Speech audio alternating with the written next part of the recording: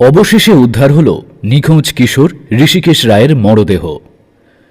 দুদিন ধরে চলা উদ্বেগ ও আশঙ্কার পর অবশেষে উদ্ধার হল সিতাইয়ের সিঙ্গিমারি নদীতে নিখোঁজ কিশোর ঋষিকেশ রায়ের মরদেহ। আজ শনিবার ভোর ৬টা নাগাদ ঘটনার স্থান থেকে প্রায় ১ কিলোমিটার দূরে এক জেলের নজরে প্রথম পড়ে তার নিথর দেহ। খবর পেয়ে সঙ্গে সঙ্গে সিতাই থানার পুলিশ ঘটনাস্থলে পৌঁছে মরদেহ উদ্ধার করে এবং তা ময়নাতদন্তের জন্য মর্গে পাঠায়। গত বৃহস্পতিবার সকাল ১০টা নাগাদ সাগরদিঘির কামতেশ্বরী ব্রিজের নিচে সিঙ্গিমারি নদীতে স্নান করতে গিয়ে বিদ্যুৎ বর্মন ও ঋষিকেশ রায় পানিতে তলিয়ে যায়।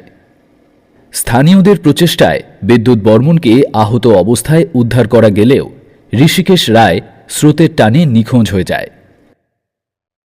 ২ দিন ধরে পুলিশ ও উদ্ধারকারী দল অভিযান চালিয়ে যাচ্ছিল। অবশেষে শনিবার সকালে নদীর স্রোতে তার মরদেহ ভেসে ওঠে। পরিবারের সদস্যদের আহাজারিতে এলাকা জুড়ে নেমে আসে শোকের ছায়া।